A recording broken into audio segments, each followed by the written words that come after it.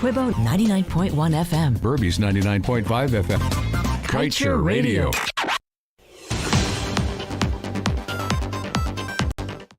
Good day, welcome to your news at noon on Kaieteur Radio. I'm Kevin Smith.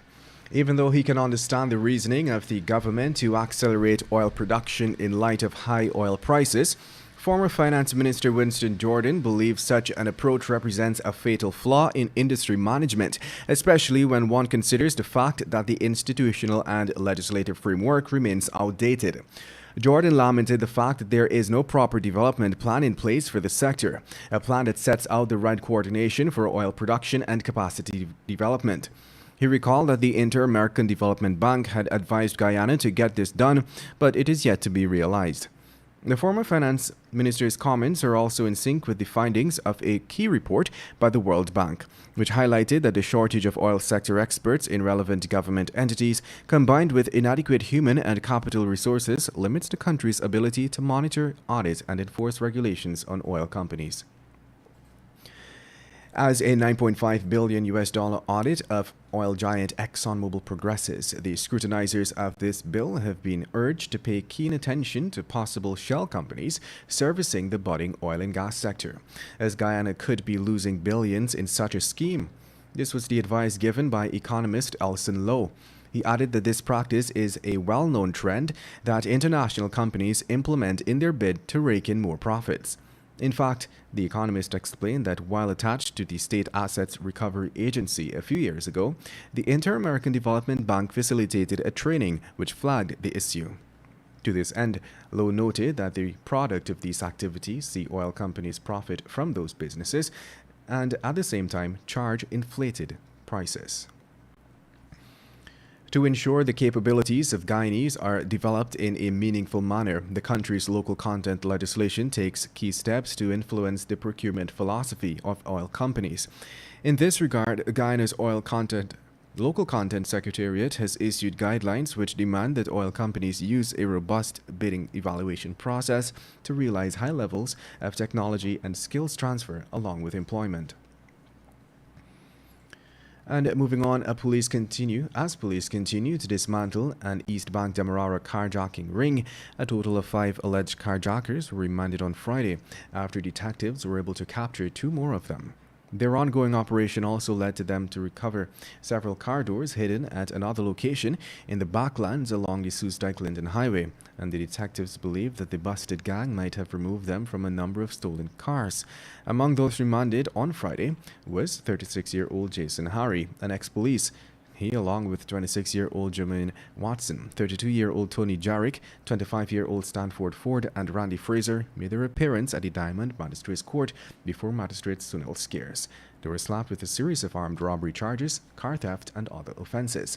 They were all remanded to prison until September 28. The time is now 12 hours 10 in Guyana. We'll take a short break and return with your news.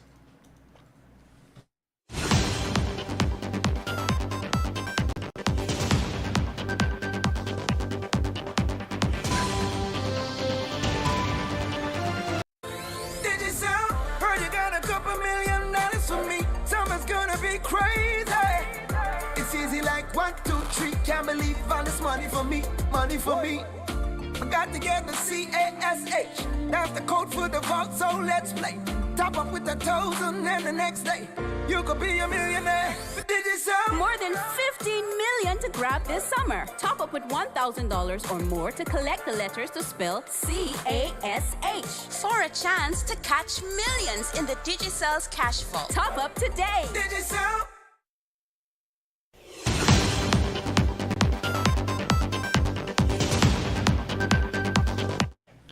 Welcome back. Stealing car mirrors in the rain did not pay off for a 57-year-old man because it landed him in jail for 4 months. The defendant, Raymond Mohammed, was caught on a cell phone video recording ripping out the rearview mirrors of a Honda CR-V parked on Thomas Lands, Georgetown.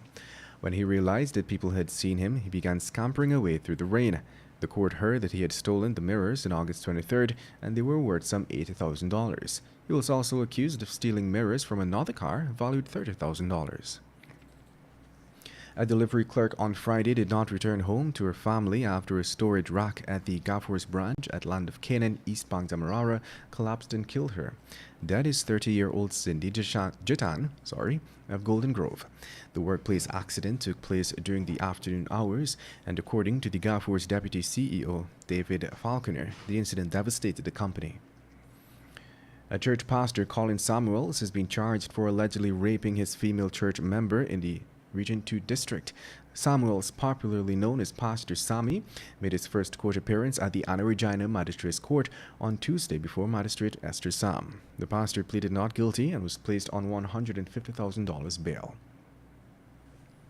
And at this time, we wrap things up with the page 7 of today's Kaieteur News. Whistleblowers must have state protection. President Ali's handling of the corruption and bribery allegations involving senior police officers and the whistleblower Detective Dion Bascom is a clear example of how this administration deals with accusations of such criminal and anti-developmental behavior. In fact, the president has failed to launch a probe into the damning allegations made against one of his own top officials, who, according to a Vice News expose, is a corruption kingpin when it comes to awarding government contracts and resources. In the case of Bascom, he made accusations that many believe warrant an international probe. But instead of taking immediate action to protect a citizen claiming knowledge of a damning crime, he is literally left to fend for himself. Mr. President, your action or inaction proves to citizens that they will not be readily offered state protection if they highlight wrongdoings in this land. What if you had returned to Trinidad and Tobago only to find a whistleblower dead? Mr. President, it is imperative that matters of corruption be taken seriously. That brings us to the end of today's News at Noon. I'm Kevin Smith. Thank you for listening.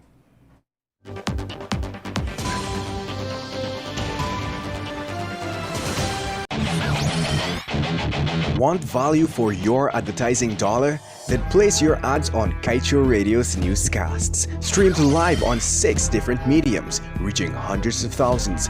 Advertise today and watch your dollar grow. Call us on 225-8465 or 226-8210 today. Not a single bar of service. Not with us. Digicel officially has the best mobile coverage in Guyana. Be it in Aishalton or in Etteringban, we got you covered. Digicel, better together.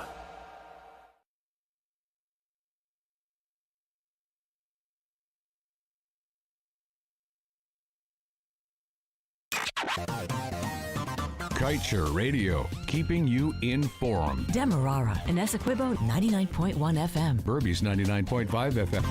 Kaieteur Radio.